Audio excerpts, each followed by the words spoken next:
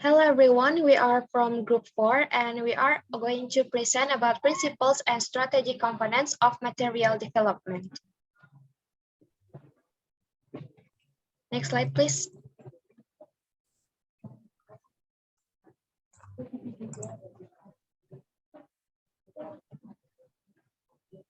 So before we start our presentation, let us introduce ourselves. So my name is Isabel Fitria Deresta Zulkarnain from Class B, and my friends, Ni Komang Indah Pratiwi from Class A, Johanna Nova Angelina from Class B, and Annie Priscilia Yolanda from Class B. Next slide, please. Okay, so here is the table of contents that we are going to present.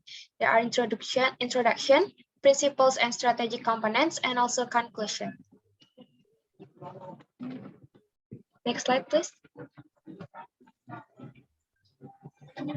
Okay, so first of all, before discussing principles and strategic components of material development, we would like to make sure what is meant by material development. So material means anything which is used to facilitate the learning of language. And material development entails the blending of reasoning and artistic processes, which are guided by some tenets and essentials that help both language learners assimilate and provide teachers with the groundwork to embark on the materials development route. And as a field of study, material development explains the principle and procedures of the design, implementation, and evaluation of the material. And some theories have devoted valuable time to provide principles and strategic components of material developments, such as Richard, 2001, and also Tomlinson, 1998. And principles and strategic components of materials development by Richard 2001 will be explained by my friend Indah. So Indah, time is yours. Okay, thank you. I will explain the material about principle of material development. There are 6. The first principle is the material must be based on sound theoretical learning principle. The learning principle, especially in language learning, they can be understood by the teacher is an instructional activity that involves the language skill required. It also should have an aim to reach and achieve language learning. And the second one is the material must arouse the maintain learners' interest and motivation. To arouse the learners' interest in learning in the material, a relevant material is needed. A relevant material will help the learners understand the topic easily, and of course, providing the relevant material will increase student motivation and give a chance to get the learning more effective. In other words, the material should achieve an impact. The indicator that the material achieve that impact is by looking at whether the material has a noticeable effect or not. If learners have a curiosity, interest, and attention to the material, it can be said the material have an impact. And the third one is meet the learner's need and backgrounds. Material should take attention to the learner's needs since it become important things that should be considered before the development. The learner's needs can be obtained by asking the teacher or conducting the observation. It can be also done by looking at the syllabus use. In addition to learners' backgrounds, learners have a different learning style which need teacher awareness in the development of the material.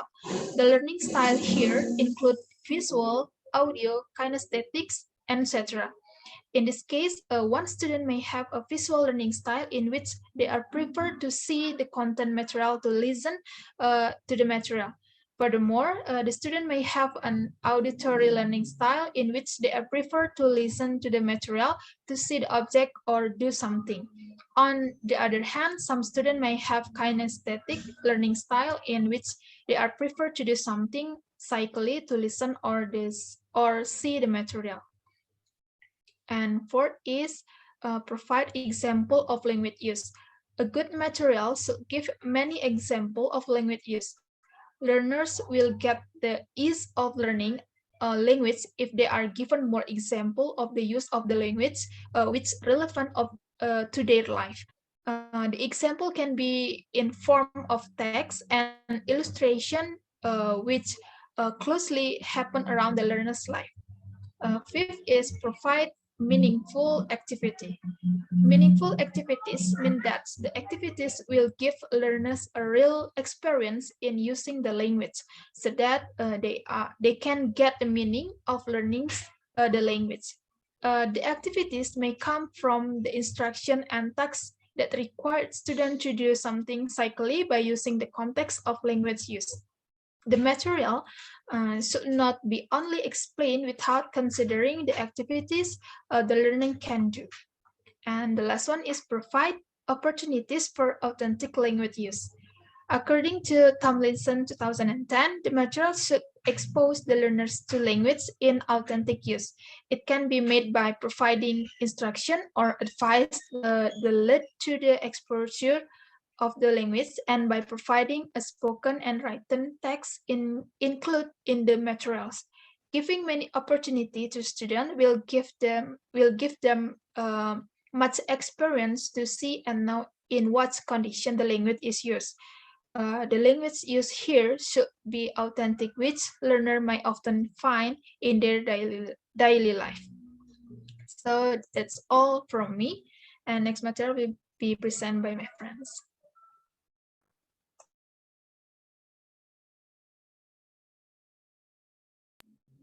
All right, thank you, Indah, for the time. So I will continue the other principle and strategic components of material development by Tomlinson, 1998. So first, here is achieve impact through attractive presentation and content.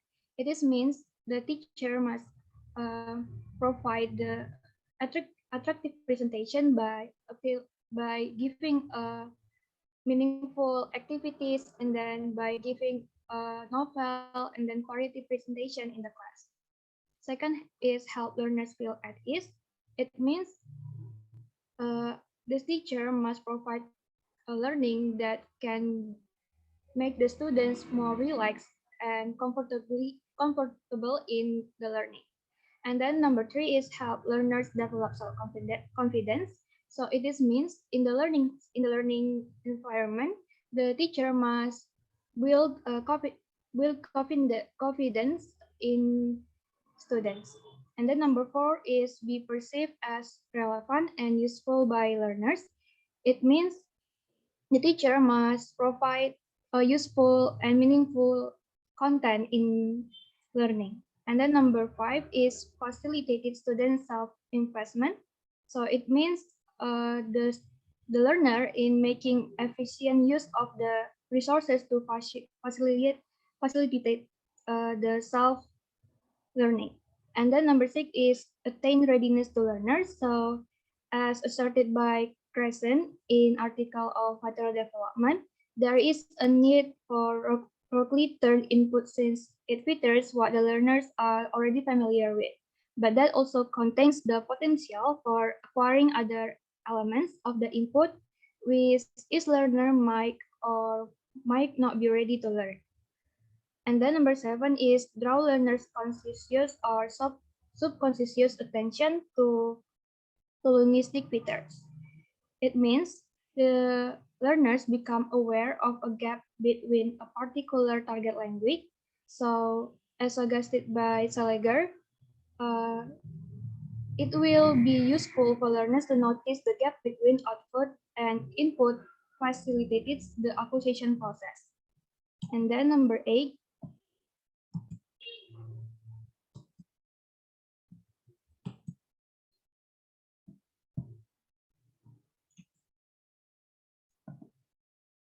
is provide opportunities for communicative purpose in L2. And then number 9 is take into consideration that learners may be able to rehearse the information. And then number 10 is try to understand students' different learning style. So the teacher must know the different learning style in each students in the classroom. And then the next principle will be continued by my friend. Anytime is yours. Thank you. Okay, thank you, Johanna, for the time. Okay, I'm sorry. Thank you, Johanna, for the time. I will continue the principle and strategic components of material development by Tomlinson. So the 11 principles is regards students' emotions or affective screen. So this means that we need to assure learners' individual motives, emotions, and attitudes are displayed in EFL classroom and result in different learning rates and grades. After that, allow for a silent period at the onset of instruction until learners have gained sufficient exposure to the target language and confidence in understanding it. After that, stimulate left and right brain lateralization through intellectual, aesthetic, and emotional involvement. While the left side of our brain processes speech, analyzes time and sequence, and recognize letters, numbers, and words, and the right side processes creativity, pattern, spatial awareness, and context, recognize faces, places, objects as affirmed by Tomlinson and Arnold 2003. After that, offer plenty of free practice. As Alice in 1990, asserts control practice seems to have little long-term effect on the accuracy required to perform new structures. Alice also points out that control practice has little effect on fluency. And the last one, provide opportunities for outcome feedback. So they are all four principles and strategic components of material development by Tomlinson. After that, we will move to the conclusion. Next slide, please. So the conclusion of this topic is in developing the classroom materials, the teacher must understand the principles and strategic components of material development beforehand. Therefore, it will be a lot more effective and suitable for students' needs to acquire language knowledge and skills. So that is all for our presentation about the topic, principles and strategic components of material development. Thank you for your attention. See you.